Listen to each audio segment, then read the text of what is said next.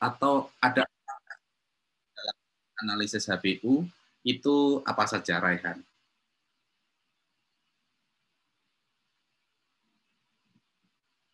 Raihan ada di sini?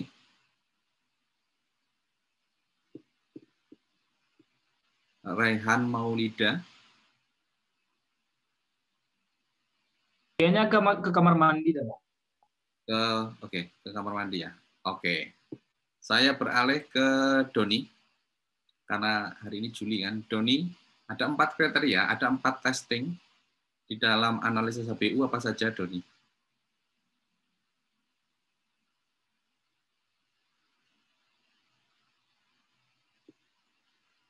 Doni ikut ke kamar mandi juga? Enggak, Pak. Di sini. Enggak. Oke, silakan Doni. Yang pertama, Pak, legally permissible. Ya. Kemudian physically possible, financially possible, sama maximally productive.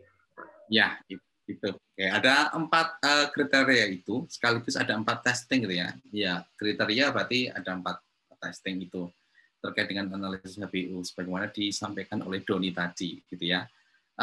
Yang pertama tadi dari sisi legal, kemudian yang kedua dari sisi fisik, ketiga finansial ini, dan keempat maksimum productivity ini gitu ya.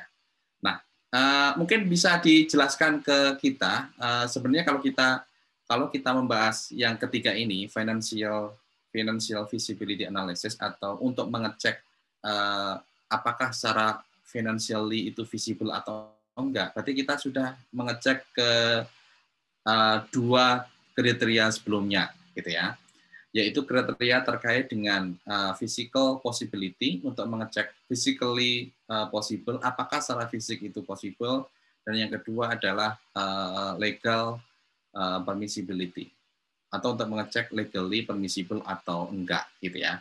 Nah, mungkin bisa dijelaskan ke kita semuanya, Nadifa.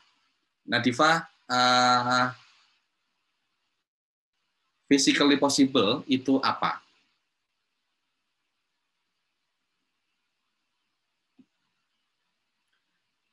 Nadifa, toilet juga? Enggak, Pak. Sebentar ya, Pak. Oke, sip. Oke, silakan Nadifa. Dipikirkan dulu aja.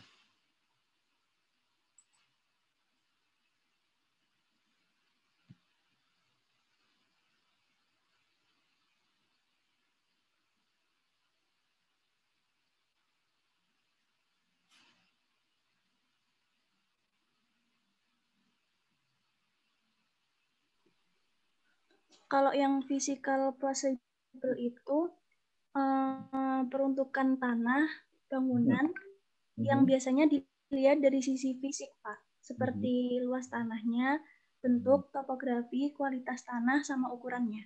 Oke, makasih Nadifa. Jadi benar ya disampaikan oleh Nadifa. Kriteria yang pertama adalah physical possibility analysis untuk mengecek apakah physically possible atau enggak gitu ya. Apa yang dicek peruntukan itu, yang dicek adalah keadaan fisik dari properti atau tanah itu gitu ya.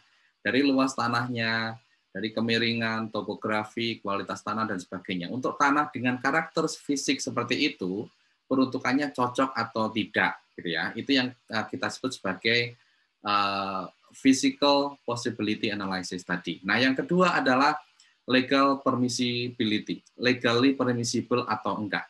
Nah, kalau terkait dengan legal ini, maksudnya apa, Raihan? Raihan udah balik sini? Udah, Pak. Tadi habis dari kamar mandi. Oke, silakan Raihan. Yang legal ya, Pak? Iya, yang legal. Kalau yang legal itu peruntukan tanah atau bangunannya itu sudah sesuai dengan ketentuan zonasi, terus rencana tata ruang, RT/RW yang detail dan teknik, terus KLB-nya sama KDB-nya, Pak. Oke, sip. Makasih. Benar ya apa yang disampaikan oleh Raihan tadi.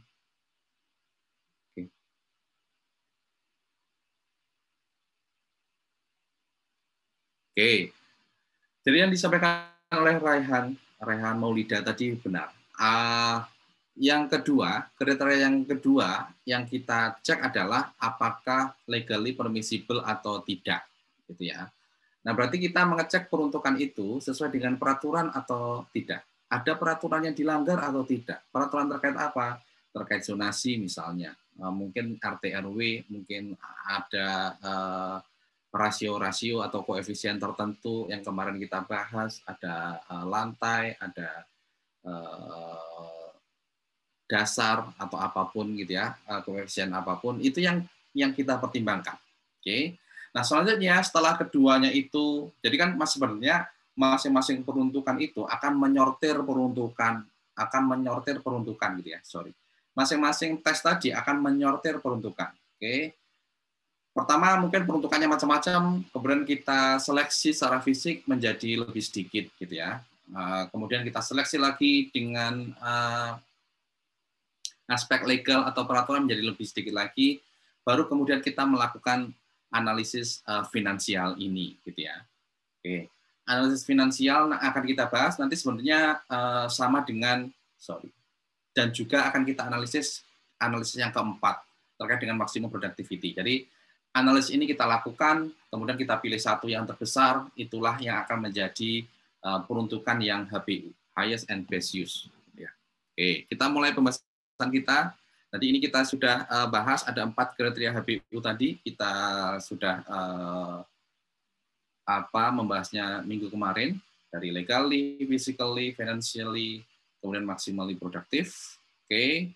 Nah, kita akan mengkhususkan diri ke ini financially visible. Nah, sebenarnya karakteristik financially visible atau financial visibility analysis ini kita menguji peruntukan itu secara keuangan, menguntungkan atau tidak, gitu ya. Oke, intinya itu ada beberapa teknik yang bisa kita gunakan dan yang telah kalian pelajari juga bisa menggunakan teknik land residual, bisa menggunakan teknik sales comparison, bisa menggunakan teknik visibility rent, bisa menggunakan profitability index,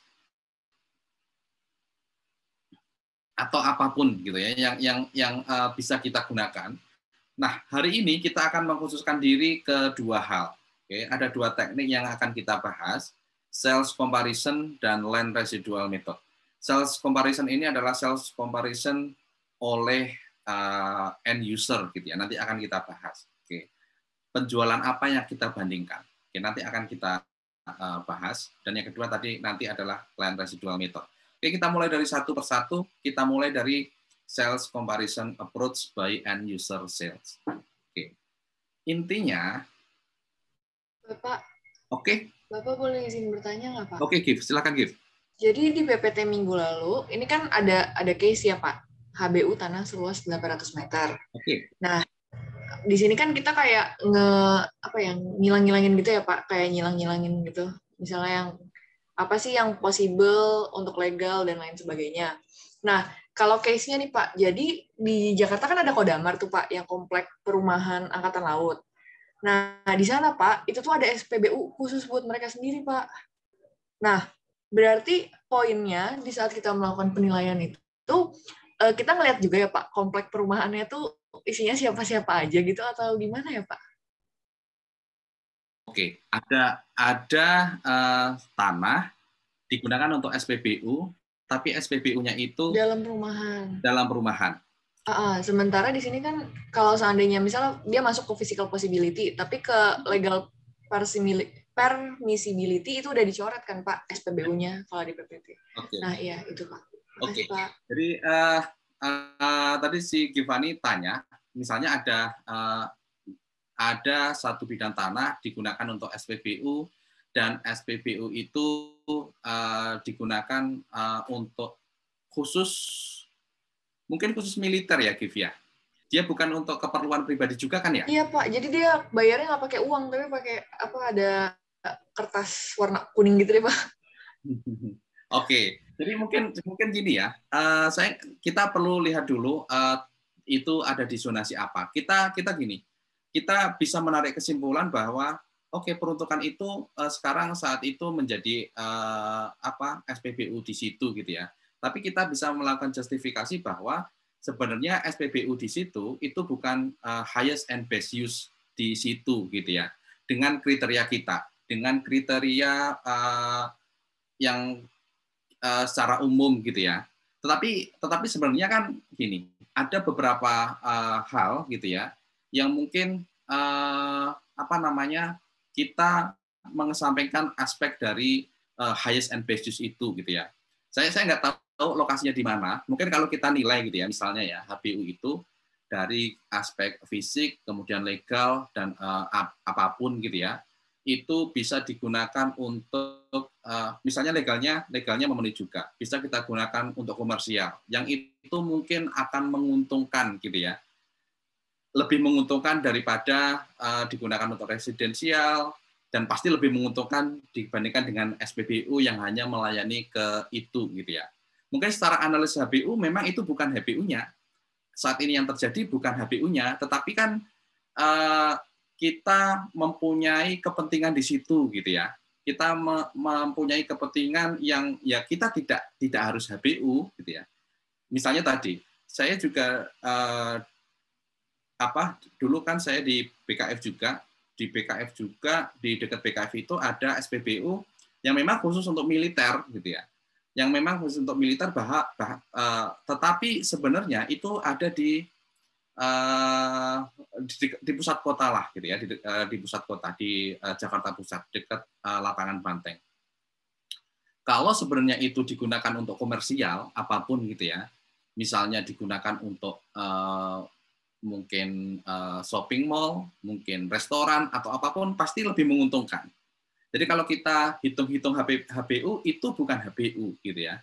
Tetapi yaitu tadi kita mempunyai kepentingan yang tidak harus HBU karena ada kepentingan itu yang misalnya untuk militer itu yang harus dipenuhi gitu ya. Jadi mungkin itu Gif.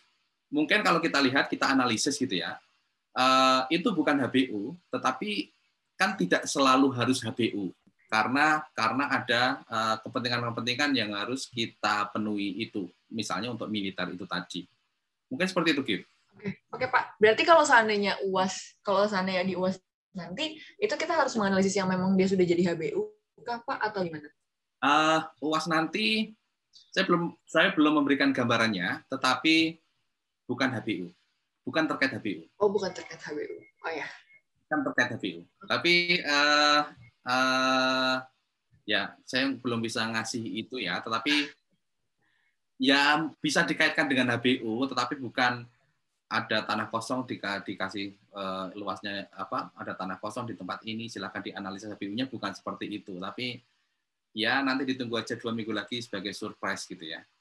Tapi siap, Bapak. Makasih Bapak. Seperti apa? Oke, makasih Gif pertanyaannya. Oke, kita balik lagi. Kita sekarang ke analisis finansial. Kita akan pahami dulu metode yang pertama ini yang kita sebut dengan sales comparison. Ini sebenarnya apa gitu ya. Oke, saya akan coret-coret aja deh biar kalian lebih paham. Jadi misalnya ada sebidang tanah nih. Oke. Sales comparison ini cocok digunakan untuk sebidang tanah kosong. Oke, ini lebih untuk sebidang tanah kosong ke sini karena nanti kita nilainya itu adalah nilai jual tanah ini gitu ya. Oke, jadi ini khusus untuk tanah kosong. Oke. Nah, tanah ini kemudian kan nantinya kan kita peruntukannya ada berbagai macam nih. Ya, peruntukannya ada berbagai macam setelah ada dua seleksi sebelumnya dari sisi fisik dan legal, kita ada peruntukan yang akan kita nilai gitu ya. Misalnya nih peruntukannya adalah untuk apartemen. Oke, kemudian untuk kita anggap aja ini untuk shopping mall, shopping center. Satu lagi untuk office.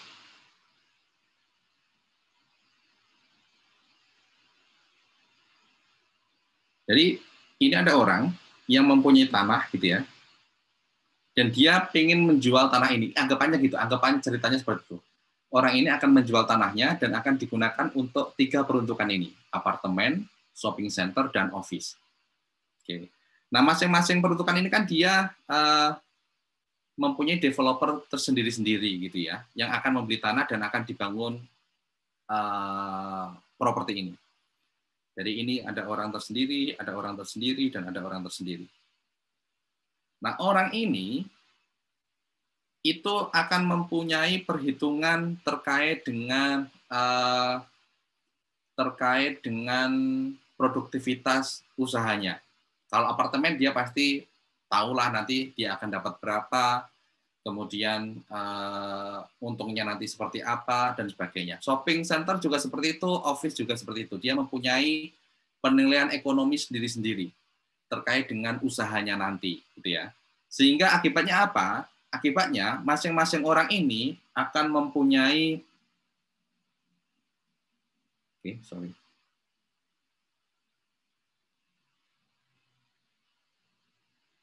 akan mempunyai land value yang berbeda-beda. Oke, mungkin kita sebut sebagai users land value, gitu ya. Dia akan menilai tanah ini berbeda-beda karena dia tahu kondisinya juga berbeda-beda, gitu ya.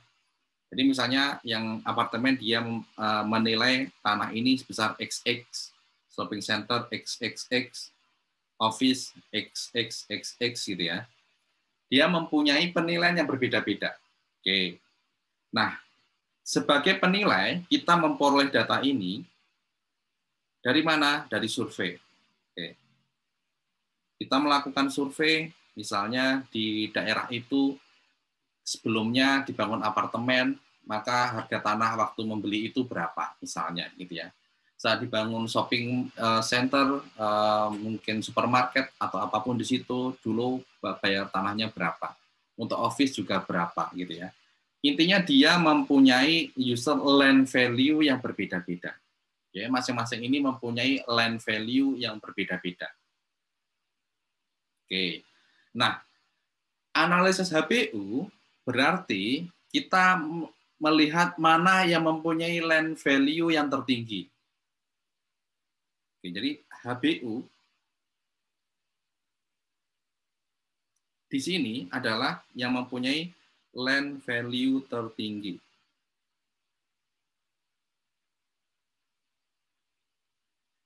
Tetapi dengan catatan setelah di-adjust dengan timing. Oke, setelah disesuaikan dengan timing. Oke. Nah, timing ini apa? Timing di sini adalah kapan akan terjual.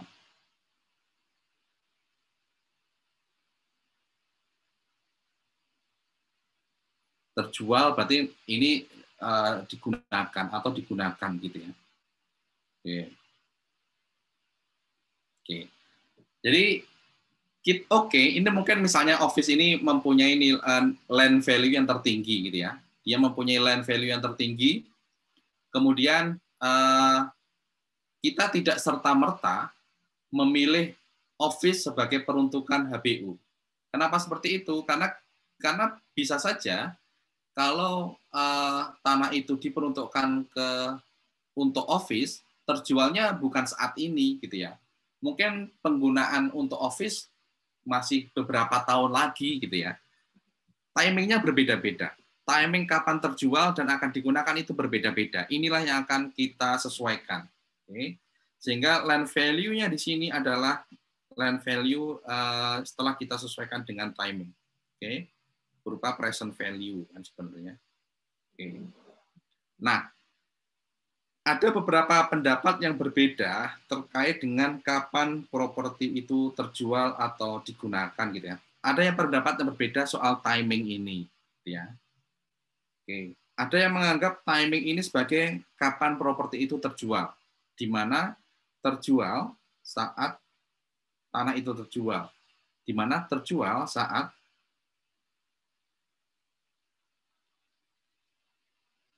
residual demand-nya positif.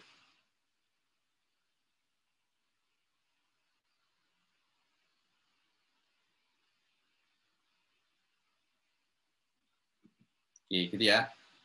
Jadi kita tahu residual demand itu adalah selisih antara gross demand dengan supply. Atau kalau kita sederhanakan, residual demand-nya adalah selisih antara demand dan supply. Saat positif, berarti demand-nya lebih tinggi daripada supply. Akibatnya apa? Akibatnya kalau kita menjual properti itu, dalam hal ini adalah tanah itu, ya akan langsung terjual, gitu ya. Akan langsung terjual. Nah, kalau masih negatif misalnya, berarti supply-nya lebih banyak, ya properti kita mungkin tidak terjual saat itu, gitu ya, karena residual demand-nya masih negatif. Oke, itu konsep pertama yang kita gunakan. Atau mungkin ada yang berpendapat bahwa penyesuaian ini hanya untuk waktu pembangunan. Artinya waktu pembangunan itu oke lah. Kedua-duanya bisa tanahnya itu bisa diterjual saat ini, tetapi mungkin waktu penjualan untuk waktu pembangunan, waktu bangun apartemen berbeda dengan waktu bangun shopping center dan waktu bangun office berbeda-beda. Sehingga penyesuaian atas waktu bangun itu, waktu untuk membangun properti itu, gitu ya. Tetapi saat ini, dan saya lebih seret gitu ya, lebih setuju. Dan ini nanti yang akan kita gunakan sebagai contoh juga ini, yaitu asumsi yang pertama ini, gitu ya. Jadi ada properti, jadi ada tanah. Oke, tanah itu peruntukannya bisa bermacam-macam. Tadi misalnya untuk apartemen, untuk shopping center dan office.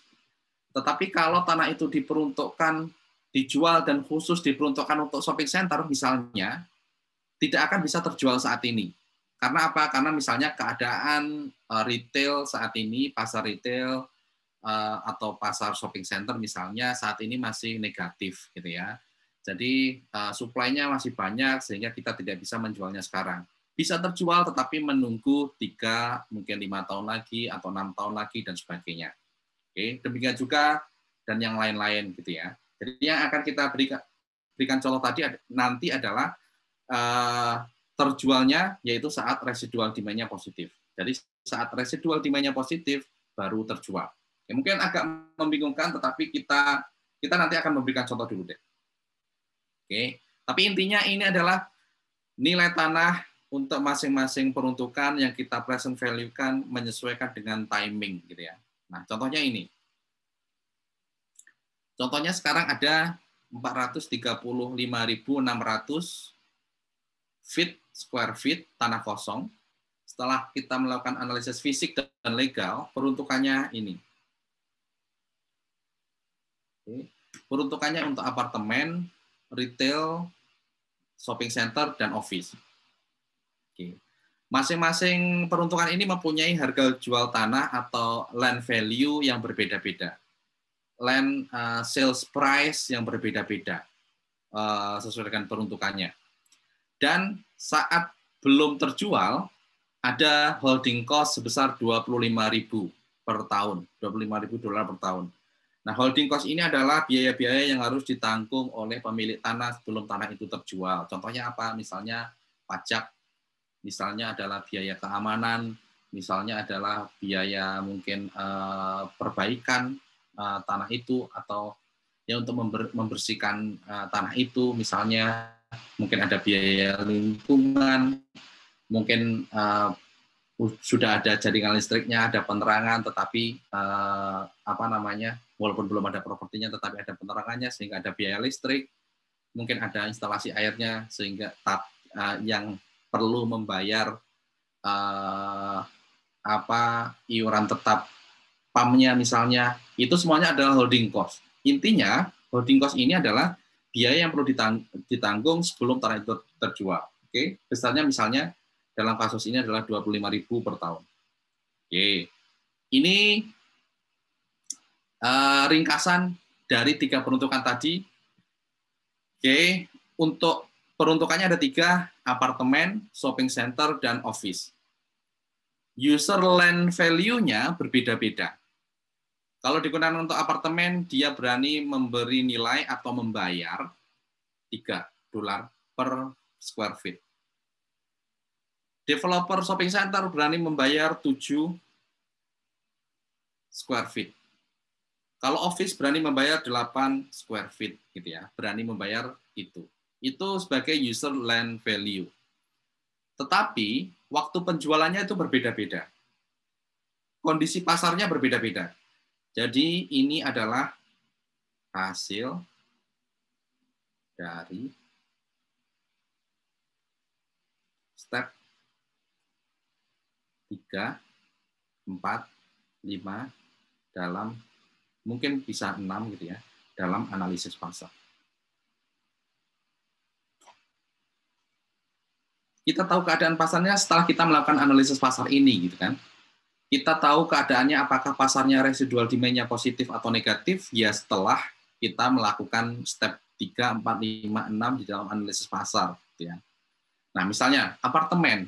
Saat ini untuk residensial ternyata pasarnya sudah positif. Artinya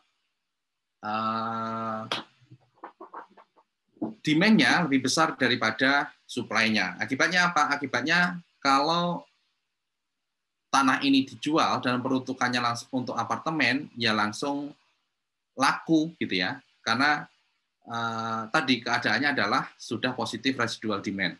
Maka timingnya adalah kita sebut now gitu ya. Saat ini pun sudah bisa. Untuk retail shopping center misalnya, saat ini masih negatif. Oke. Masih negatif itu artinya gini, saat ini misalnya permintaannya itu lebih kecil daripada penawarannya. Shopping center yang lain itu yang saat ini sudah ada, itu sudah bisa mencukupi permintaan yang ada di daerah itu. Jika shopping center kita itu masuk, maka akan menyebabkan misalnya terlalu banyak penawaran. Oke, akibatnya apa? Akibatnya demand yang dihadapi oleh shopping center kita tidak bisa menutupi cost untuk shopping center itu, atau tidak bisa menutupi yang kita sebut dengan sales required gitu ya di pertemuan-pertemuan sebelum UTS gitu ya. Sehingga intinya ya pasarnya saat ini masih dalam keadaan negatif residual demand. Oke, dan 3 tahun lagi baru positif. Jadi 3 tahun lagi baru ada developer yang akan membangun shopping center. Gitu ya, karena 3 tahun lagi baru bisa menguntungkan. 3 tahun lagi baru bisa residual demand-nya positif. Untuk office 6 tahun lagi baru bisa gitu ya. Oke, jadi ini berbeda-beda. Oke. Value-nya berbeda-beda, timing-nya berbeda-beda. Dan semuanya sama, holding cost-nya adalah 25.000 per tahun. Oke, sekarang kita akan melakukan perhitungan dengan asumsi-asumsi ini, kita melakukan perhitungan financial feasibility analysis-nya. Oke, silakan dibuka Excel-nya dan kita lihat bareng-bareng.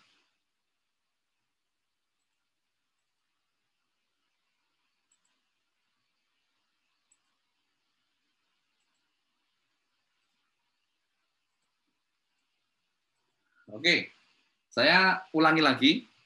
Udah kelihatan kan ya? Saya akan ulangi lagi.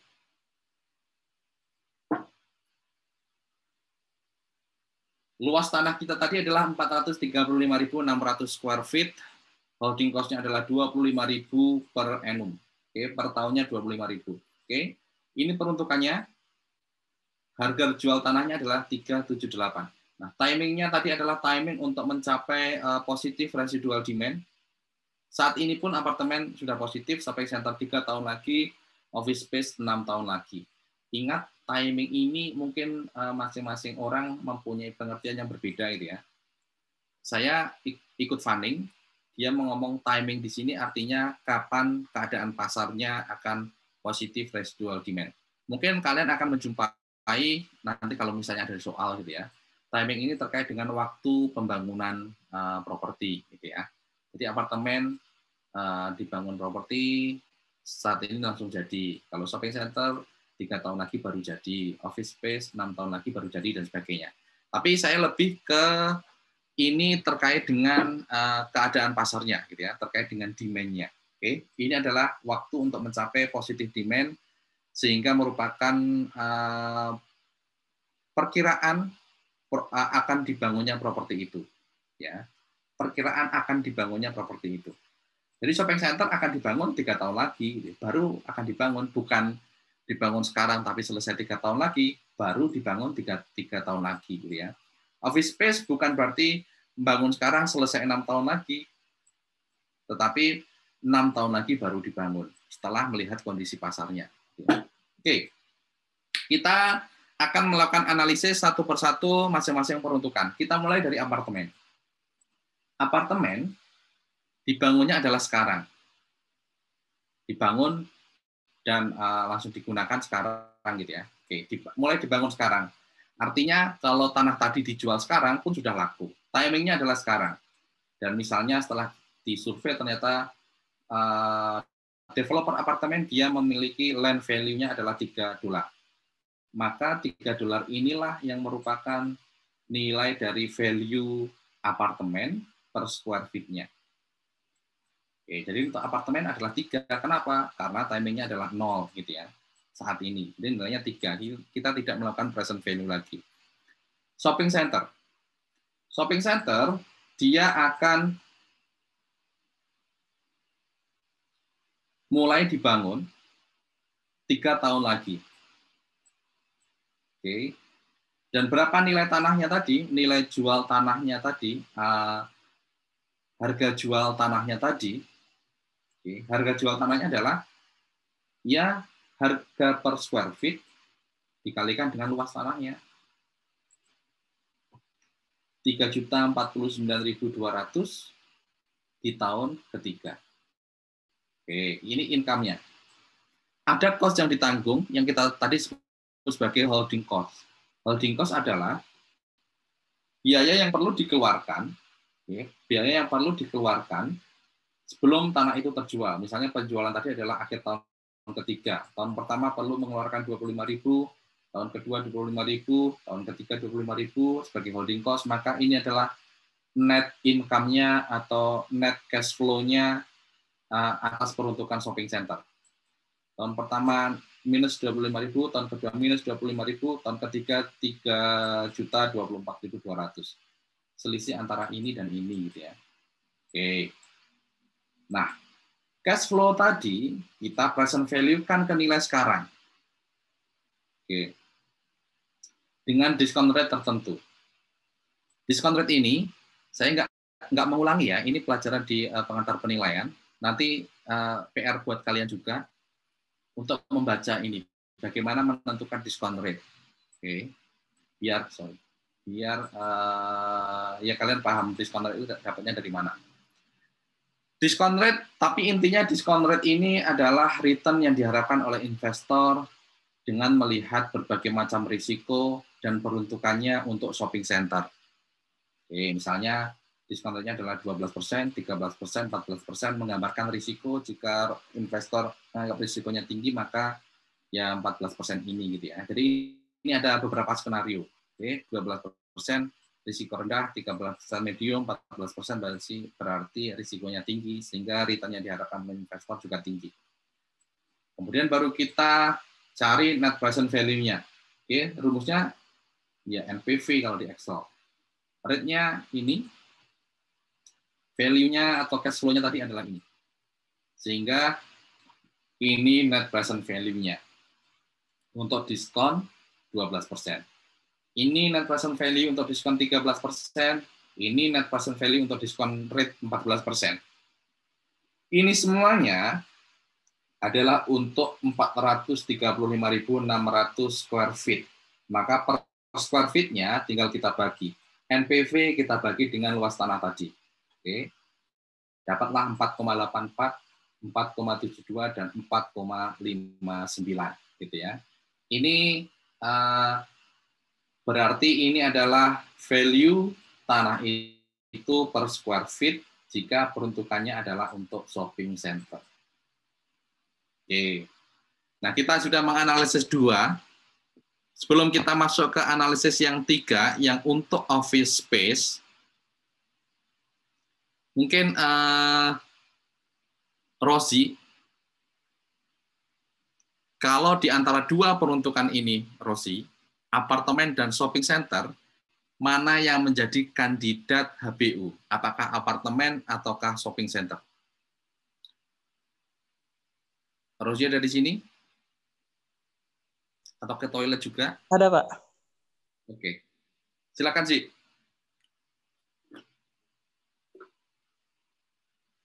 Untuk apartemen dan shopping center, kira-kira dengan nilai tanah masing-masing seperti ini, mana yang akan menjadi kandidat peruntukan yang HBU?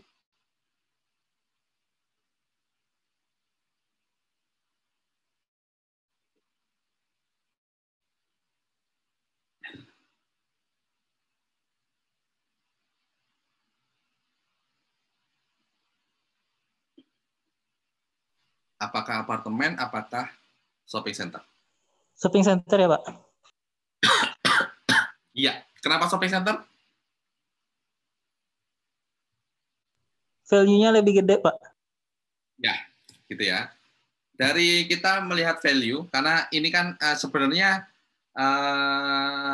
oke, ini semuanya mungkin permissible gitu ya.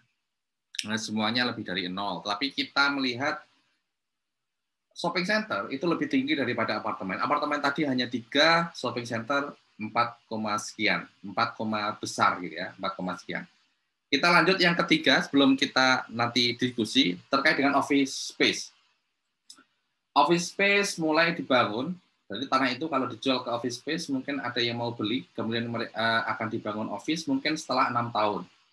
Income-nya berapa? Income-nya adalah 8, kita kalikan dengan luas tanahnya tadi. 8 kita kalikan dengan 435.600, hasilnya ini. Sebelum itu terjual ada holding cost, dan ini adalah flow-nya. Income flow, cash flow, apapun. Dengan discount rate 12, 13, 14%, ini adalah net present value-nya. Net present value-nya ini adalah per 435.600 square feet, maka per square feet-nya kita bagi dengan 435.600 tadi gitu ya. Maka inilah value per square feet untuk peruntukan office space. Oke. Dan ini adalah resumnya yang kita lakukan tadi. Ini adalah untuk apartemen, tidak tergantung diskon faktor karena tidak tergantung diskon rate karena timingnya sekarang gitu ya, kita tidak perlu melakukan present value. Ini adalah untuk shopping center dan ini adalah untuk office space. Nah, dari sini maka kita bisa menarik kesimpulan mana yang merupakan HBU, Hilal. Kalau menurut saya HBU-nya itu tetap shopping center, Pak. Soalnya berapapun harganya, berapapun tingkat diskon rate-nya itu shopping center itu per square feet-nya lebih besar daripada yang lainnya. Ya. Yang ini shopping center gitu ya, apa yang disampaikan oleh Hilal tadi benar gitu ya. Karena ya tadi ini bagi berapapun diskon rate-nya yang paling besar ya di shopping center gitu ya. Jadi shopping center inilah yang merupakan peruntukan yang highest and best use. Oke. Nah, ini hitung-hitungan kita dan kemarin kita sudah belajar di simpulan dari analisis HBU. Yang pertama adalah physical use, maka physical use-nya adalah untuk shopping center. Yang kedua adalah timing, kapan akan mulai digunakan. Di sini adalah kapan mulai dibangun, kapan mulai digunakan. Berarti 3 tahun lagi. Oke, timingnya adalah 3 tahun lagi. Atau biasanya kita buat rate gitu ya, bukan 3 tahun lagi, tapi kita buat antara. Jadi 2-4 tahun lagi gitu ya, biar mencakup 3. Jadi timingnya 2-4 tahun lagi. Market participant artinya kita melihat dari user dan buyer. User untuk fundamental market atau specific market, siapa yang akan membeli tenannya. Oke, berarti masyarakat dengan pendapatan mungkin menengah ke atas atau apapun gitu ya. Dan kita sebut siapa yang akan menjadi pengunjung dari shopping center itu. Kita state masyarakat sekitar, masyarakat dengan mungkin yang tinggal di berapa kilo dan sebagainya. Dan satu lagi adalah buyer dalam rangka untuk mengakomodir di pasar transaction market atau di pasar investment market, yaitu spekulan, gitu ya. Jadi itu simpulan kita terkait dengan hal ini, user, timing, dan market partisipan. Oke, sekarang kita akan ke metode yang kedua, land residual. Tapi sebelum itu, kalau ada pertanyaan terkait dengan sales comparison, silakan.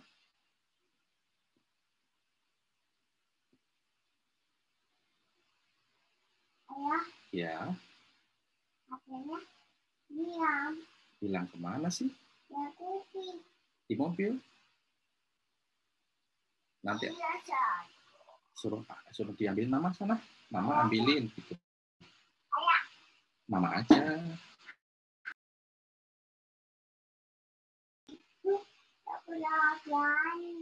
Iya, nggak ada gerani kan ini siang-siang.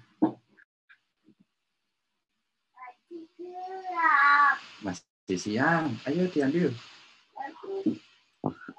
Oke. Saya minta waktu 1 menit ya. Nanti saya balik lagi. Oke, Pak. Silakan, Pak.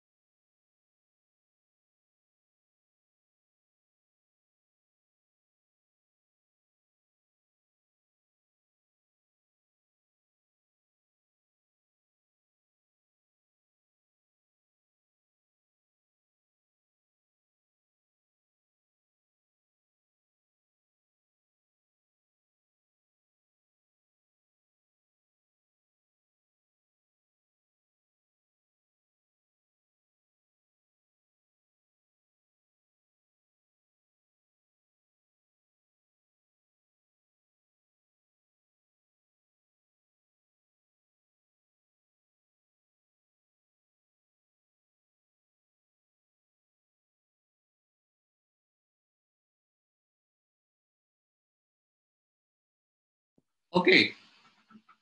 Oke, ada pertanyaan terkait dengan sales comparison, silakan. Sebelum kita masuk ke yang kedua, land residual. Oke, saya ulangi lagi biar lebih jelas.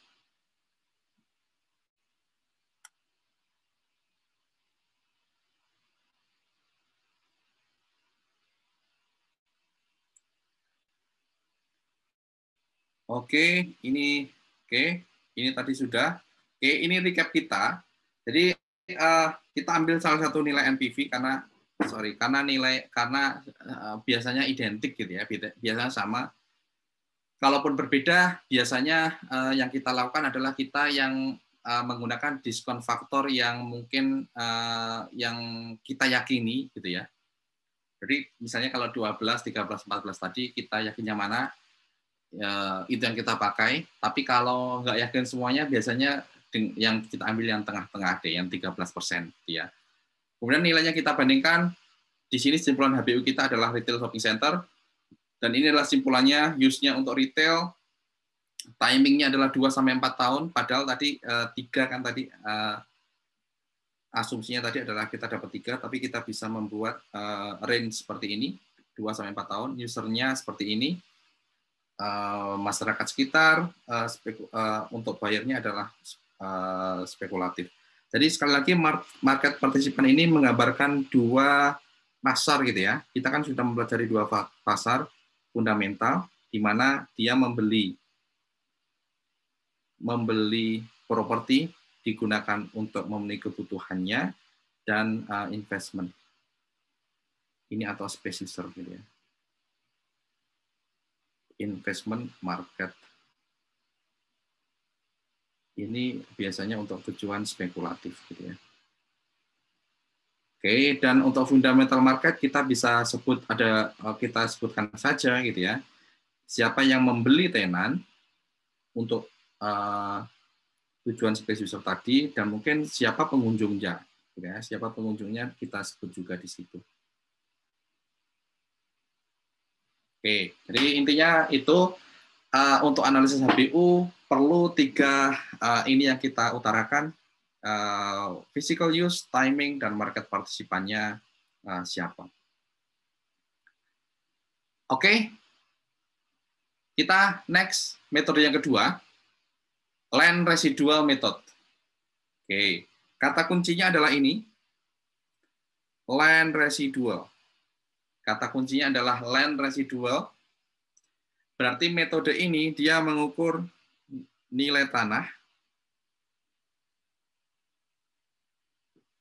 di mana nilai tanah ini adalah sebagai residual. Atau kalau di ilmu ekonomi wilayah dan perkotaan kemarin, kita sebut sebagai leftover principle. Ya. Nilai tanah sebagai residual ini apa? Ini artinya selisih antara semua pendapatan dikurangi dengan semua biaya selain pengadaan tanah.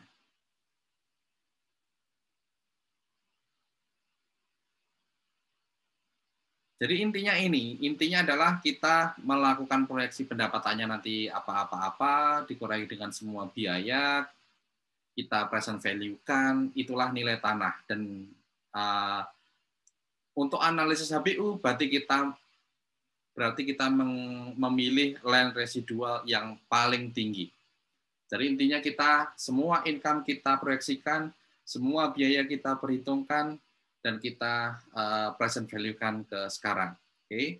Di sini kita juga perlu timing-nya. Timing-nya juga penting, mirip dengan tadi, sama dengan tadi. Timing ini terkait dengan kapan residual demand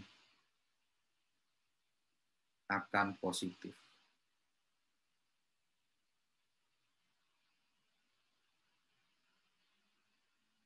Oke, ini. Kapan residual demand akan positif kan sebenarnya kan ini merupakan intisari dari step ketiga, 4, 5, 6 dalam analisis pasar, ya. Misalnya, kita menggunakan analisis ekonomi basis. Dengan menggunakan LH, kita tahu sektor basis di wilayah itu. Berarti kabupaten atau kota, menggunakan PDRB kabupaten atau kota. Dari sektor basis, kita tahu berapa jumlah pekerja basisnya. Jumlah pekerja basis berarti ini merupakan data dari BPS gitu ya. Data di sektor basis dengan penyesuaian tertentu. Itu jumlah pekerja basis. Kemudian kita memproyeksikan nih, perubahan pekerja basisnya itu berapa. Saat kita tahu perubahan pekerja basis, kita akan tahu berapa perubahan jumlah penduduk, berapa perubahan jumlah pekerja, dan sebagainya. Oke. Jadi dari analisis ekonomi basis kita akan tahu berapa perubahan jumlah penduduk dan berapa perubahan jumlah pekerja. Atau kalau ini susah kita lakukan, jadi nanti kalau misalnya kalian diminta untuk analisis HBU bisa menggunakan ini tadi gitu ya. Atau kalau ini susah kita lakukan, ya kita langsung ambil jalan pintas gitu ya. BPS kan punya proyeksi perubahan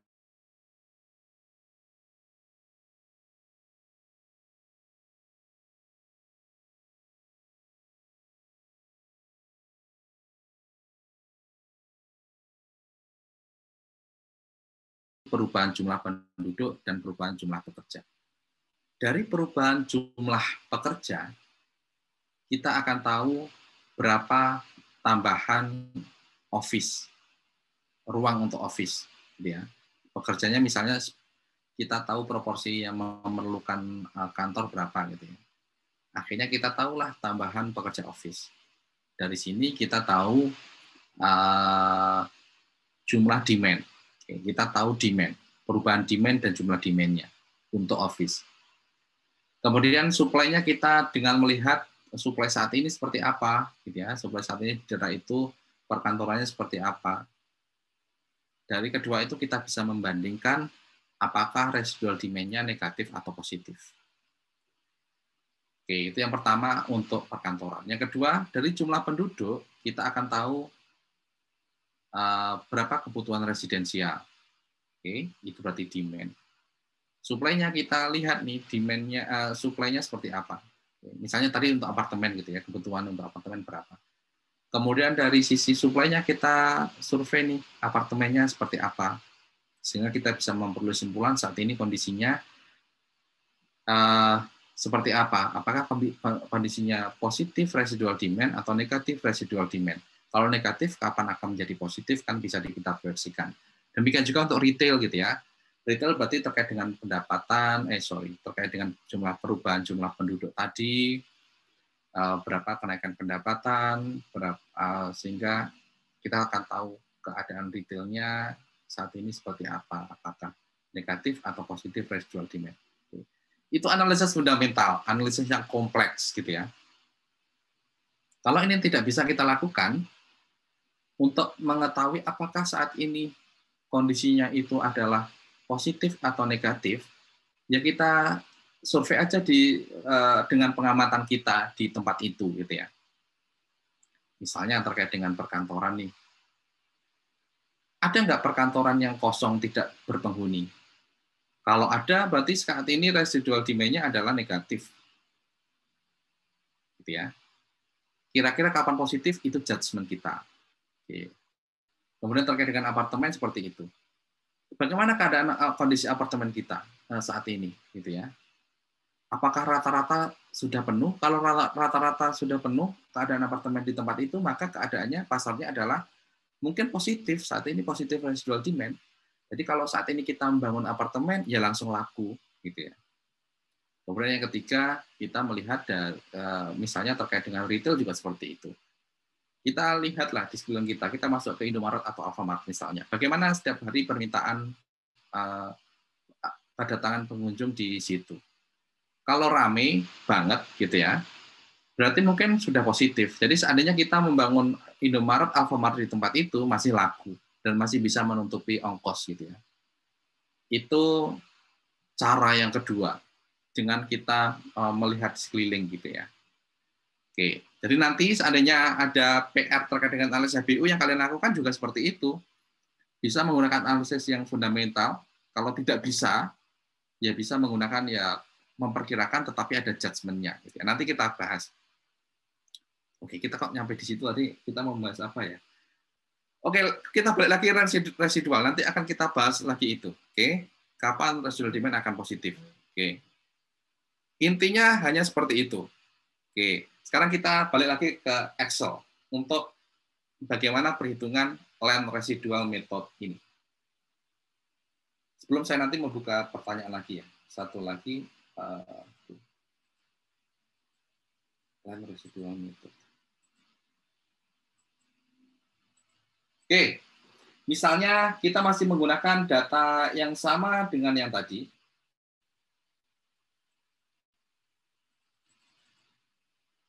Kita masih menggunakan data yang tadi, tanahnya juga tadi, tetapi kita hanya menganalisis 2. Jadi seharusnya kan kita 3, tapi untuk menyingkat waktu, anggap aja setelah kita melakukan analisis fisik dan legal, peruntukannya ada 2.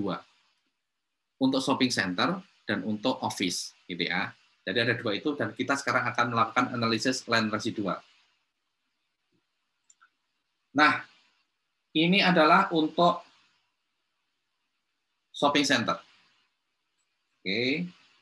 Untuk shopping center, jadi tanahnya tadi adalah seluas 435.600 square feet.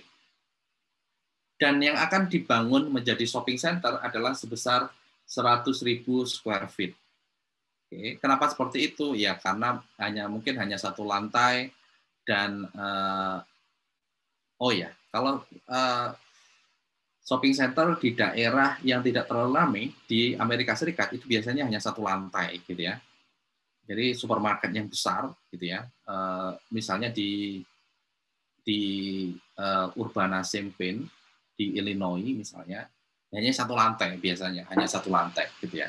Jadi memang biasa 1 lantai kalau di sana karena memang daerahnya daerah yang masih sepi, gitu ya. Oke, misalnya ini. Selagi land areanya 435.600, ini adalah area yang akan dibangun shopping center 100.000 square feet. Oke. Nah, prinsip dari land residual, kita mengestimasi pendapatan dan semua biayanya. Pendapatan kalau akan dibangun shopping center itu apa? Sewa. Sewa atas apa? Sewa atas tenan pertokoan di shopping center itu. Anggaplah mall gitu ya. Sewa terhadap mall, tempat di dalam mall itu. Oke. Itu sewa. Jadi ini komponen yang pertama adalah rent. Oke. Rent nilainya adalah 14,35 square feet yang akan naik sebesar 3% per tahun dimulai tahun kedua. Oke, kita ganti tahun kedua. 14,35 square feet yang akan naik 3% dari tahun kedua.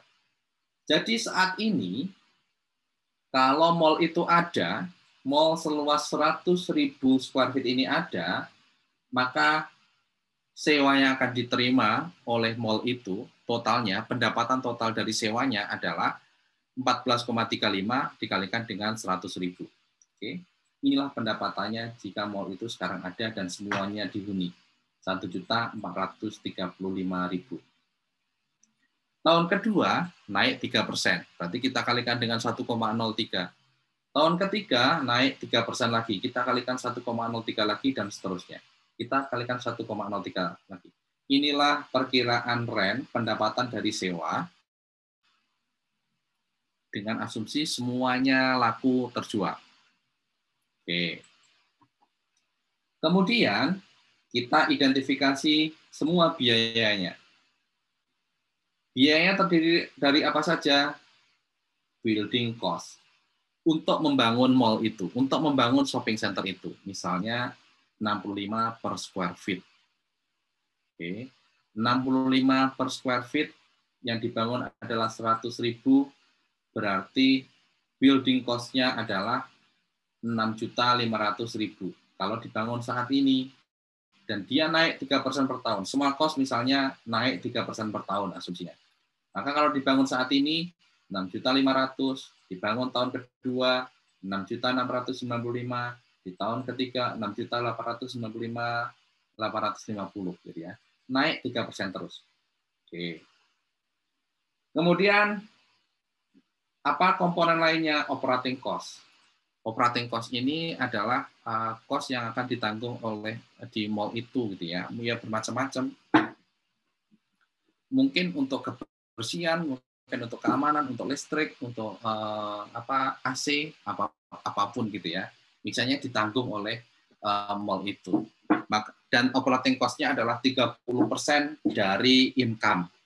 Oke, misalnya operating cost-nya adalah 30% dari income. Oke. Kemudian ada lagi holding cost, sama seperti tadi. Sebelum mall itu terjual, sebelum tanah itu dibangun untuk mall, maka ada holding cost yang harus ditanggung. Oke. Kemudian ada, oke, kita ke situ lagi, kita bahas itu dulu deh. Oke. Terminal cap rate sama selling cost ini terkait dengan apa yang kita sebut dengan reversion, tapi nanti akan kita bahas. Tapi kita pending dulu sebentar. Oke. Nah, di awal tadi kita tahu bahwa residual demand akan positif 3 tahun lagi. Jadi mall akan dibangun 3 tahun lagi. Mall dibangun 3 tahun lagi dan mulai beroperasi di tahun keempat, 4 tahun kemudian. 4 tahun lagi. Misalnya di tahun keempat okupansinya 85%, tahun kelima naik 95% dan seterusnya 95% terus gitu ya. Jadi ini sudah mulai stabil. Oke. Nah, dari data-data ini kemudian kita bisa menghitung land residual. Ini adalah income untuk full capacity. Ini adalah income jika semuanya tersewa gitu ya. Semua tempat di mall, di shopping center itu tersewa. Belum dibangun, mulai dibangun tetapi belum selesai, sudah dibangun. Oke. Jumlah hariannya berapa? Yang tadi kita hitung, 1.568.063. Tahun kelima, 1.615.105. Ya. Oke. Nah, ini asumsi kita, kenapa kita hanya sampai tahun kelima? Karena di tahun ke-6 dan seterusnya, itu sudah stabil pendapatannya, dan pendapatan yang akan kita peroleh dari tahun ke-6 sampai dengan tahun ke-N, tahun tak hingga nanti, itu ini nanti akan kita nilai dengan apa yang disebut dengan reversion. Jadi reversion ini, konsep reversion ini sebenarnya, nanti kita bahas deh. Kita balik lagi ke atas, nanti bingung lagi. Oke, income full capacity sudah kita peroleh. Kemudian ada vacancy loss. Ini adalah full, tapi kenyataannya tidak full. Ada ruangan yang kosong. Di tahun keempat yang kosong adalah 15%. Oke, karena okupasinya 85%, kosongnya adalah 15%, maka vacancy loss-nya adalah 15% kalikan dengan ini. Ya, 15% dikalikan dengan ini. Oke, 235, 209. Oke. Tahun kelima yang kosong adalah 5%. Karena okupasinya 95%, maka 5% dikalikan dengan 1.680.000. Dan inilah efektif income-nya. Oke, 0, 0, 0. Setelah kurangi dengan vacancy loss, ini efektif income-nya. Oke. Kemudian kita perhitungkan komponen-komponen biaya. Operating cost 30%. 30% dikalikan dengan efektif income. 30% dikalikan dengan efektif income. Oke. Holding cost sampai mall itu belum digunakan. Oke, ini holding cost-nya 25.000 yang naik 3% per tahun. Tahun keempat sudah digunakan, tidak ada holding cost lagi. Oke. Kemudian net income adalah selisih antara, jadi kan ini kan efektif income dan sampai dengan cost ini. Ini kita memperoleh net income. Negatif 25, negatif 25.700, negatif 26, positif 932, ini dikurangi dengan ini, dan seterusnya. Ini net income-nya. Ini analisis kita sampai dengan tahun kelima. Tahun ke-6 dan seterusnya itu tercermin dalam reversion. Oke, kita bahas reversion. Konsep ini kalian peroleh di pengantar penilaian properti saat kalian menggunakan pendekatan pendapatan. Reversion bisa, mungkin secara sederhananya adalah bisa dianggap mall itu setelah pendapatannya stabil, dijual. Oke, misalnya ini di tahun ke-5 dijual, tapi asumsinya nggak dijual ya. Sebenarnya nggak dijual, tapi untuk mengetahui nilai mall itu dari pendapatan tahun ke-6 sampai tak hingga yang sudah stabil bisa dengan menggunakan konsep reversion ini. Jadi konsep reversion sekali lagi anggapannya adalah seolah-olah dijual. Dijual nilainya berapa? Nilai dari pendapatan. Oke. Net income-nya tadi 1 juta per 1 juta tadi. 1.074.045 dolar tadi. Setiap tahun kita bawa ke tahun ke-5 dengan capitalization rate, cap rate tertentu. Di mana cap rate-nya kita sebut dengan terminal rate. Terminal rate-nya 10%. Bagaimana mencari terminal rate? Nanti silakan dibuka lagi bukunya di pengantar penilaian, ya. Ada terminal rate 10%.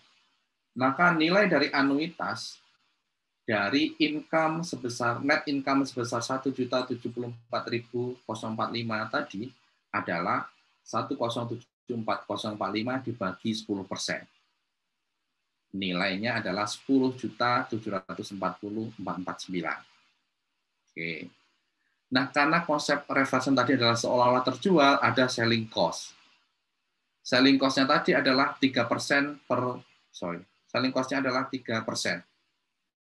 3% dikalikan dengan ini, 322.213, sehingga net reversion-nya adalah 10.418.236. Inilah reversion-nya sebagai income kita. Income seolah-olah dijual di tahun kelima, kita akan memperoleh ini. Sehingga ini bisa kita anggap sebagai nilai dari shopping mall di tahun ke-5. Oke. Kemudian satu cost lagi yang belum kita perhitungkan adalah building cost, di mana building cost dibangun di tahun ketiga. Sehingga di tahun ketiga nilai building cost-nya adalah ini. Oke. Dan inilah cash flow-nya. Oke. Cash flow yang kita perhitungkan dari net sampai dengan building cost ini. Oke. Cash flow-nya negatif, sekian, dan 11.492. Dengan diskon rate tertentu, kita bisa memperoleh nilai net present value, dan net present value ini adalah untuk 435.600 square feet, maka value per square feet-nya, ya kita tinggal bagi. Inilah value residual land value per square feet untuk shopping center. Oke. Nah, dengan perhitungan yang sama, kita bisa menentukan untuk office. Office mulai dibangun di tahun ke-6 tadi, mulai tahun ke-7 mulai menghasilkan, mulai diokupansi, tahun ke-8, 9 sudah mulai stabil, maka analisis kita sampai dengan tahun ke-8, tahun ke-9 dan seterusnya kita cantumkan sebagai reversion. Kalau kalian buka di Fanning, saya lupa dari Fanning atau apa ya. Reversion biasanya 10 tahun setelah beroperasi. Kalian boleh menggunakan itu, 10 tahun setelah beroperasi. Jadi okupasinya kalian hitung sampai 10 tahun, setelah itu baru reversion. Oke. Apapun yang kalian gunakan, oke lah, gitu ya, nggak apa-apa. Yang penting ada dasarnya. Oke, sehingga kalian akan memperoleh cash flow, kemudian kita present value-kan dengan discount rate, dapatlah ini, kita bagi dengan 435.600, dapatlah value square feet yang kalau peruntukannya adalah untuk office. Oke. Sehingga kita bandingkan mana yang lebih besar, ternyata yang lebih besar adalah untuk shopping center, maka shopping center inilah yang merupakan highest and best use dari tanah seluas 435.600 square feet ini. Oke, gitu ya. Itu teknik land residual. Intinya land residual kalian proyeksikan pendapatannya seperti apa, dikurangi dengan cost-cost tadi. Oke, silakan kalau ada pertanyaan. Sebelum kita ke case study. Case study itu lebih bagaimana kita menerapkan analisis pasar kita ke analisis HBU.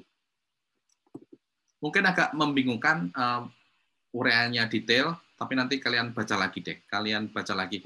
Oh ya, sama PR bagi kalian membaca chapter 18 dan 19 Fanning. Membaca. Jadi saya tidak akan mengecek apakah kalian membaca atau tidak itu ya. Tapi kalian sebaiknya membaca. Ada case study, contoh-contoh perhitungan dari tanah kosong ataupun tanah yang sudah ada bangunannya, sehingga kalian mempunyai perspektif bagaimana sebenarnya untuk mencari HBU ini, ya, untuk menentukan HBU ini. Misalnya nanti kalau untuk tanah yang sudah ada bangunannya, seperti yang kita sampaikan kemarin adalah, yang pertama kita menganggap tanah itu kosong. Oke. Yang kedua, kita menganggap tanah itu sudah ada bangunannya. Untuk kita menganggap tanah yang sudah ada bangunannya, opsi kita adalah, dalam memberikan alternatif adalah, opsi yang sekarang ada apa adanya. Yang kedua, opsi setelah adanya renovasi. Mungkin setelah ada renovasi ada penambahan income mungkin dan sebagainya. Dan yang ketiga opsinya adalah dengan mengubah fungsi.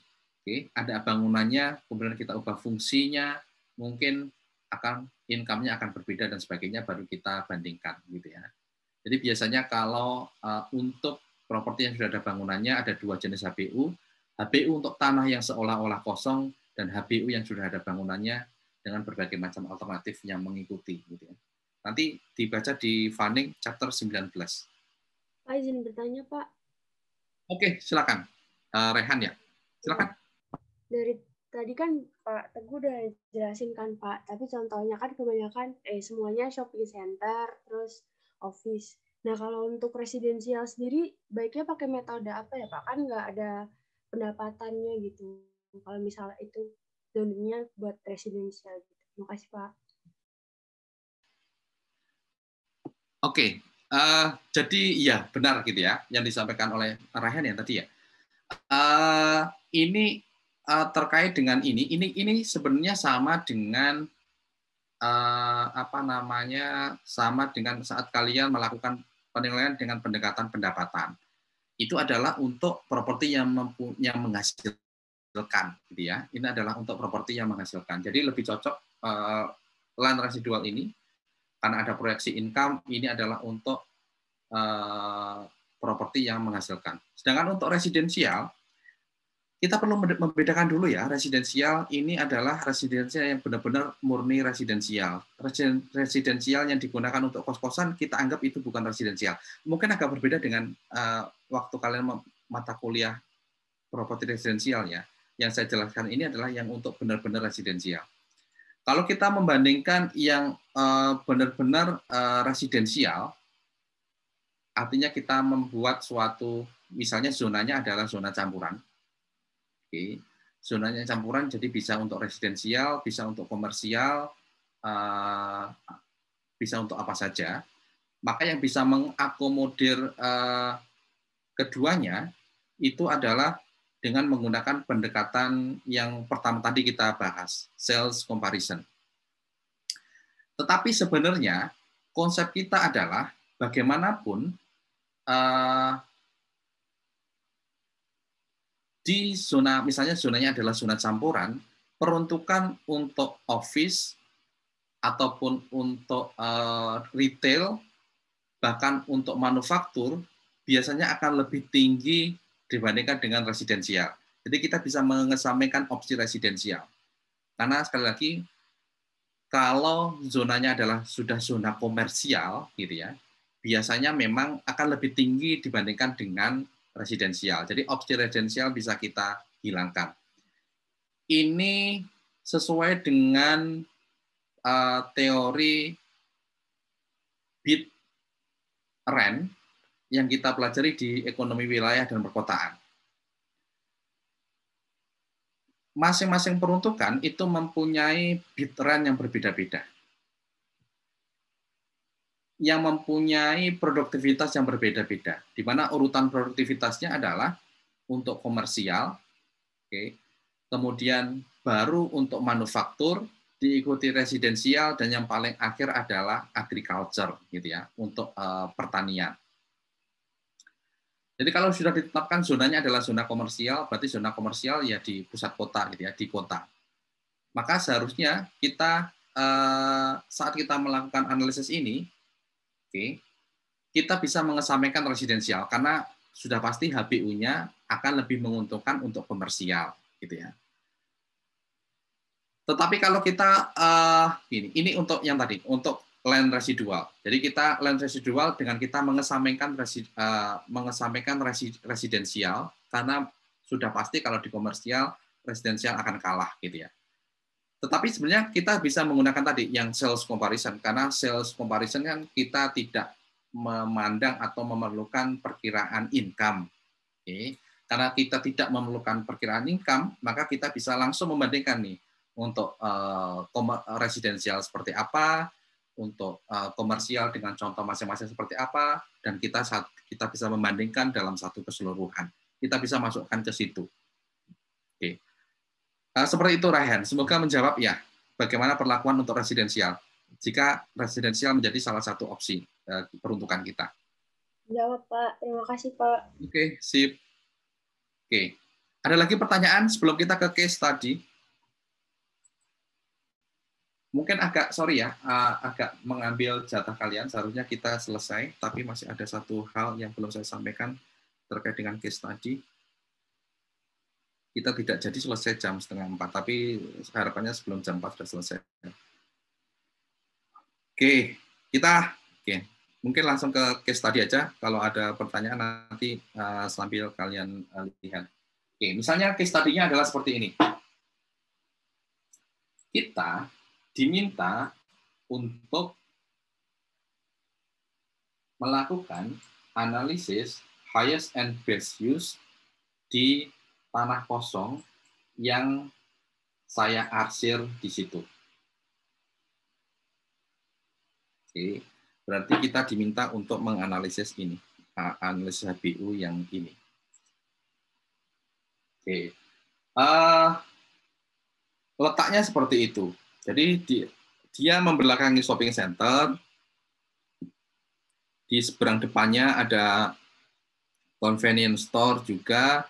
Dia ada di ujung di pojokan jalan. Ada apartemen di sebelah kirinya. Ada kompleks perkantoran. Ada residensial juga. Ada apartemen, ada residensial. Oke, di sini juga ada residensial juga. Nah, kita diminta untuk menganalisis ini, HBU-nya itu apa. Saat kita melakukan analisis HBU ini, berarti kita melakukan 6 tahapan analisis pasar properti, baru kita melakukan analisis HBU. Jadi, saat saya minta analisis HBU, berarti kalian juga melakukan 6 tahapan di dalam analisis pasar. Step pertama adalah Property Productivity Analysis.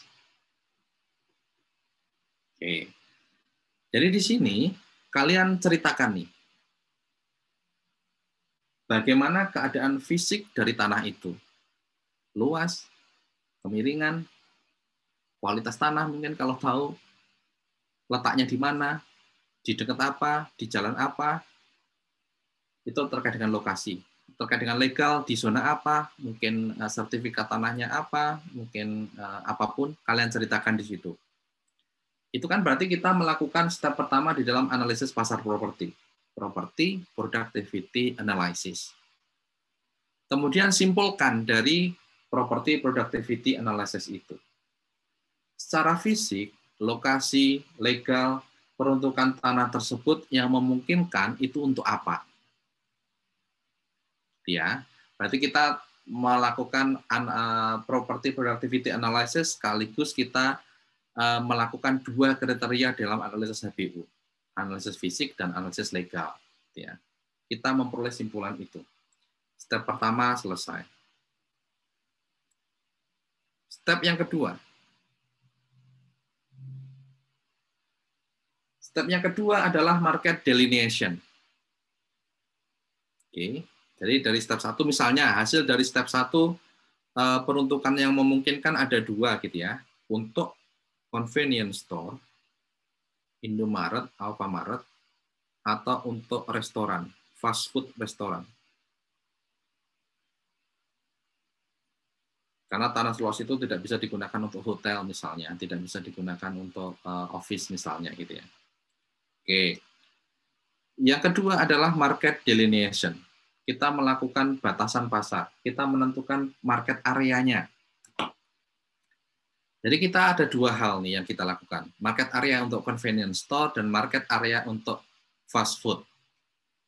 Untuk convenience store, market areanya adalah, kalau kita lihat untuk convenience store, maka market areanya adalah di area sekitar. Oke, misalnya radius berapa kilo, gitu ya. Di mana nanti yang akan berkunjung ke convenience store kita adalah penduduk yang tinggal di apartemen ini, pegawai perkantoran ini, pengunjung shopping center ini, mungkin bisa penduduk apartemen ini, misalnya gitu ya. Atau apapun kita tentukan nih batas pasarnya. Jika peruntukannya adalah untuk convenience store. Oke. Kalau untuk fast food, ya sama gitu ya. Kita tentukan siapa yang akan mengunjungi tempat kita kalau tanah itu digunakan untuk properti berupa fast food. Ya sama tadi ya, mungkin sama gitu ya. Yang tinggal di apartemen, pegawai kantor ini, mungkin shopping center ini, di sini, yang tinggal di apartemen ini, penduduk di situ, dan sebagainya. Yang jelas kita menentukan siapa yang akan menggunakan properti kita. Nah, kita menentukan market delineation dengan beberapa teknik. Kalau ini kan berarti tekniknya kan ya kita menentukan siapa pengunjungnya gitu ya. Ya, atau kita bisa menentukan dari siapa yang berpotensi menjadi kompetitor kita gitu. Silakan dibuka lagi bagaimana cara menentukan market delineation. Oke, step kedua selesai. Market delineation.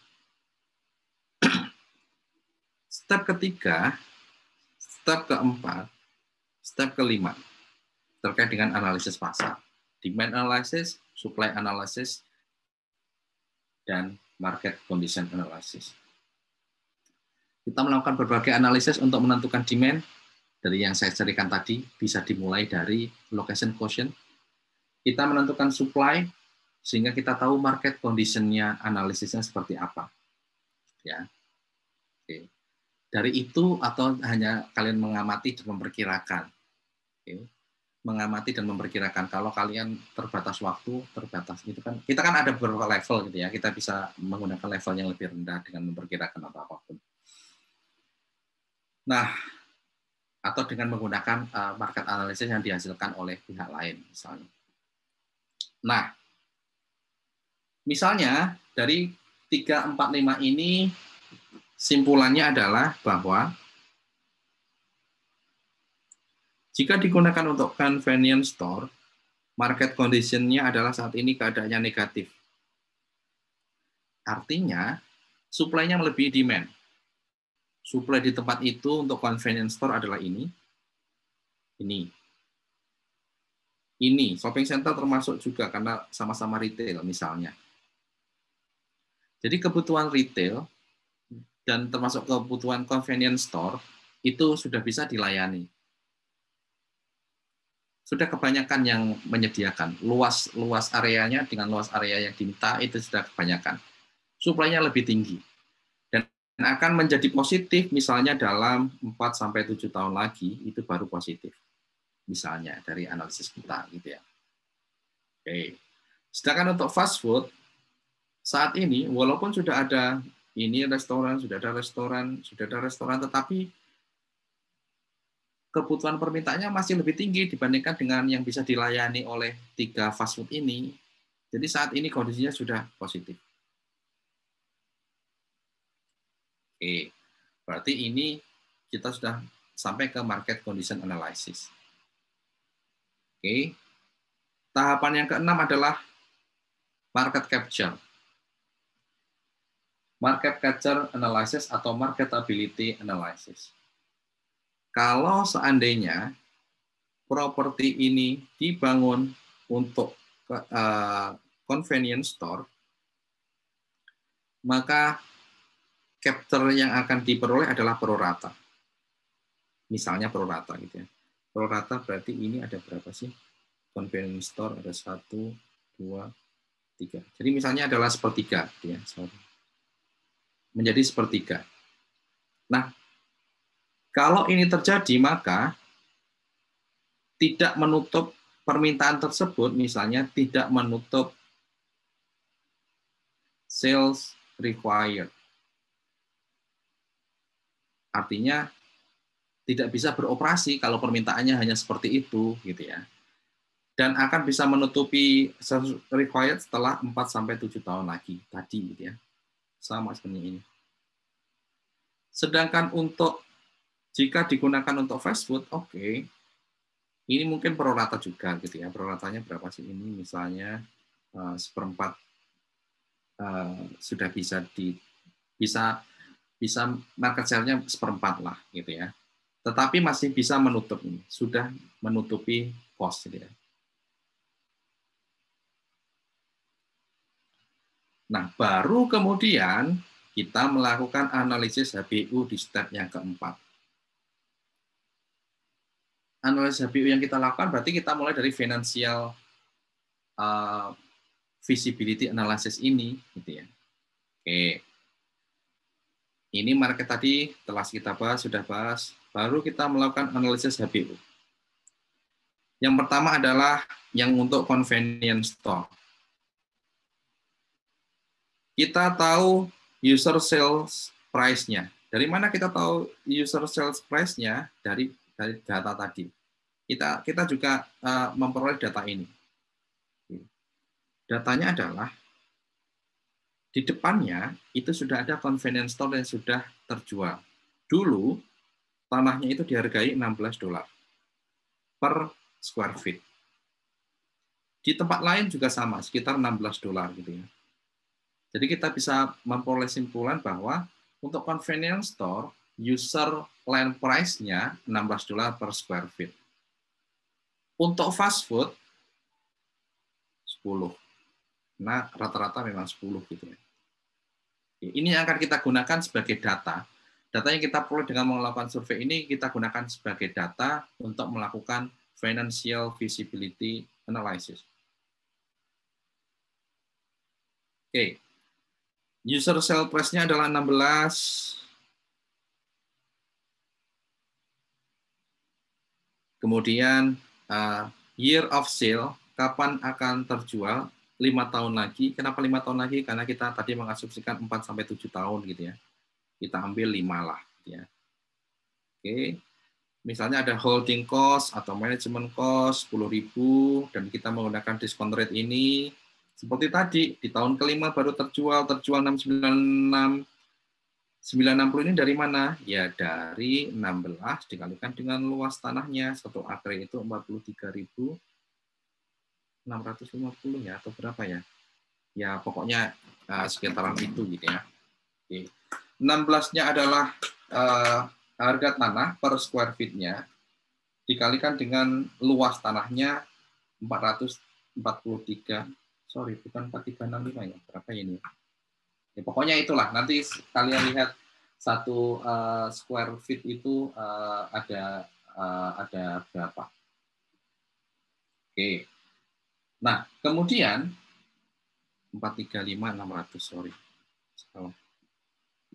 Kita benerin dulu deh.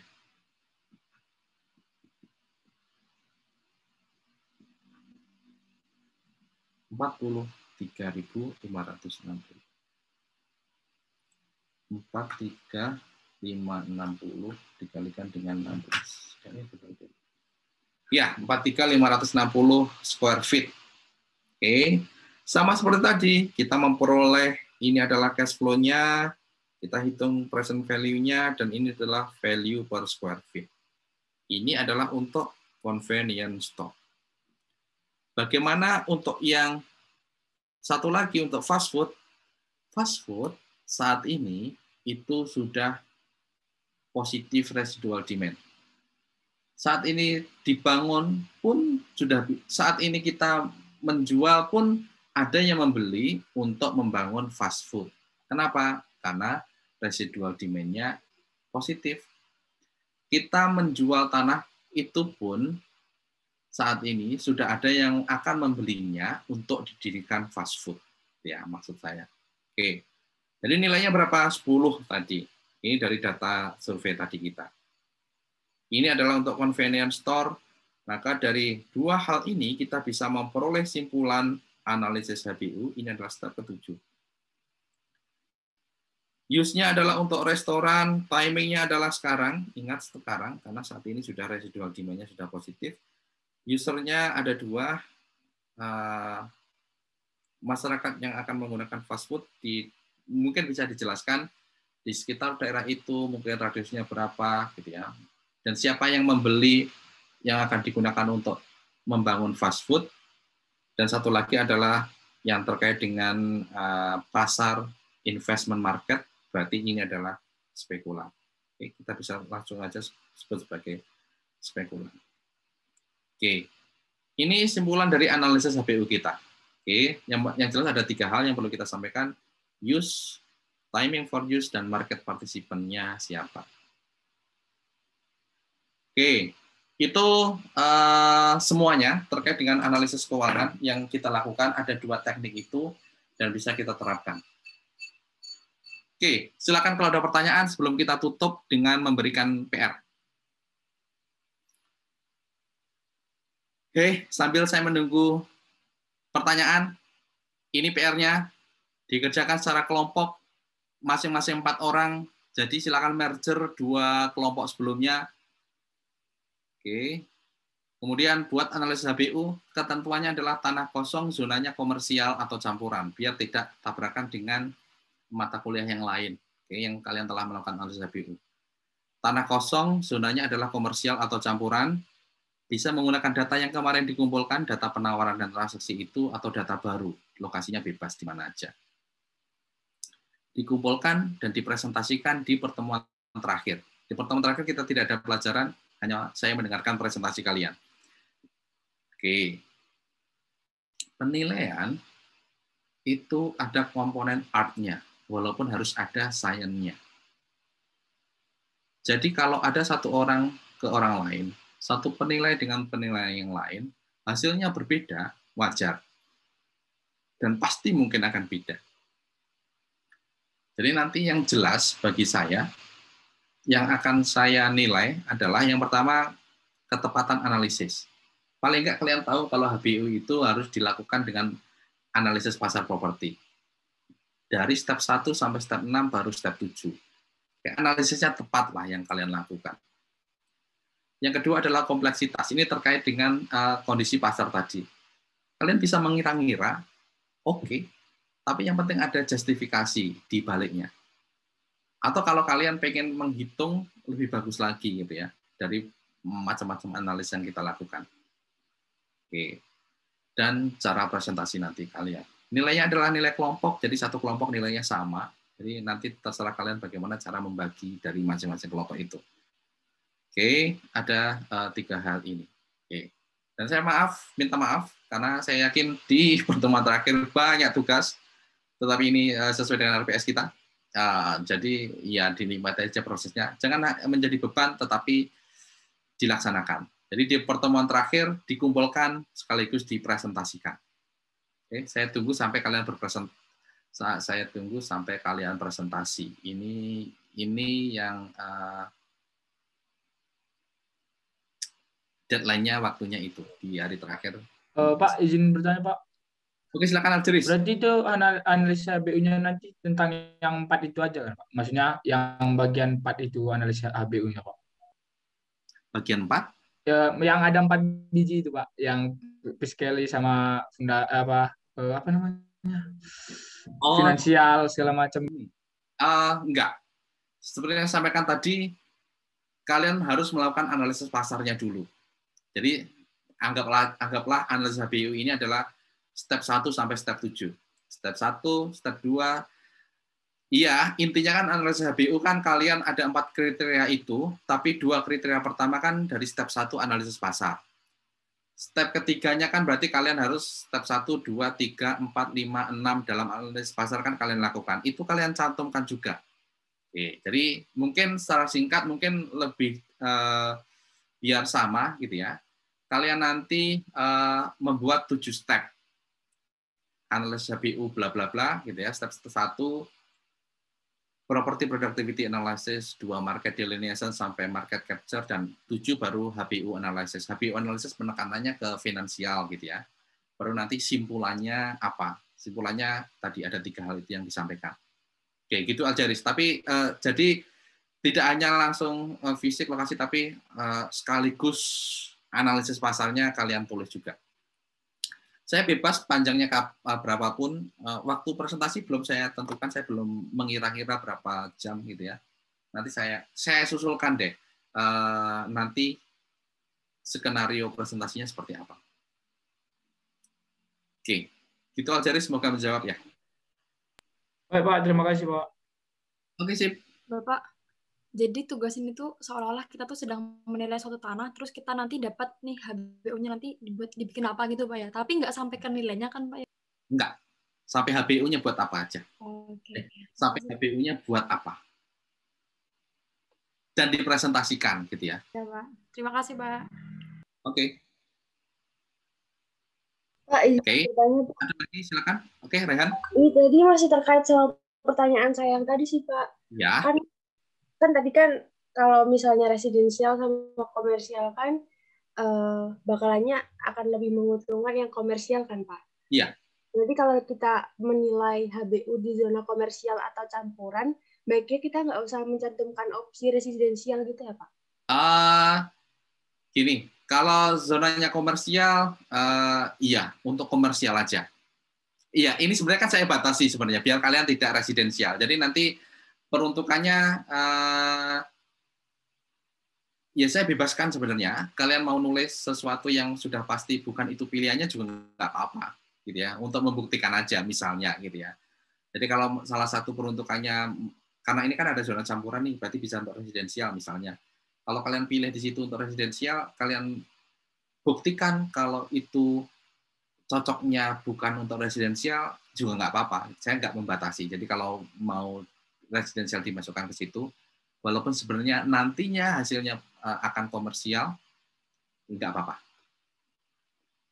Jadi meskipun residensial jelas-jelas bukan HBU, tapi ya. masukkan gitu.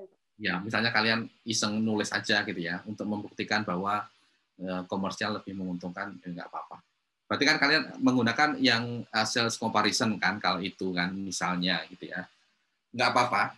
Tapi ya itu tadi sih, sebenarnya nggak perlu dicantumkan residensial pun seharusnya ya sudah paham lah gitu ya. Mungkin seperti itu, Rehan. Oke, Pak. Makasih, Pak. Oke, sip. Oke, yang lain? Jelas ya kayaknya tugasnya itu. Sekali lagi, yang penting adalah kalian tahu analisisnya, bagaimana cara menganalisis HBU yang benar. Mungkin beberapa asumsi, mungkin nembak juga nggak apa-apa, karena waktunya juga terbatas gitu ya. Yang jelas kan ini sebagai untuk latihan aja buat kalian. Latihan bagaimana cara menentukan HBU. Nanti kalau udah salah langsung dikoreksi gitu kan, Pak, waktu presentasinya. Kalau misal ada yang keliru gitu langsung dikoreksi waktu presentasinya kan, Pak. Maksudnya biar tahu gitu kita salahnya ya. Ya, nanti mungkin ya ada masukan dari teman-teman dan dari saya. Saya menekankan nanti dari teman-teman. Saya ingin ada suatu diskusi bagaimana cara kalian bertanya, bagaimana cara kalian menjawab di forum itu. Nah, tapi dengan batasan waktu nanti. Nanti kita setting ada seperti itu. Ada komentar dari saya juga. Saat itu juga. Nggak ada perbaikan lagi kok. Oke, Pak. Terima kasih. Oke, seperti itu. Oke, ada lagi? Oke, nggak ada karena waktunya juga saya sudah lewat berapa menit? 7 menitan. Seharusnya 15:45 sudah selesai. Oke, kalau nggak ada kelas saya tutup.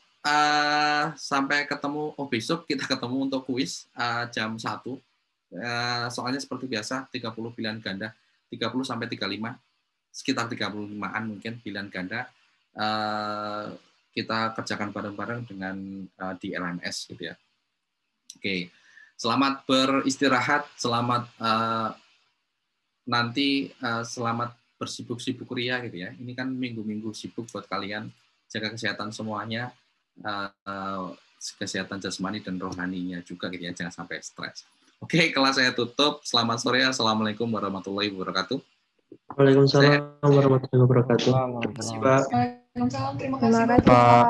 Terima kasih Pak. Waalaikumsalam warahmatullahi wabarakatuh. Pak.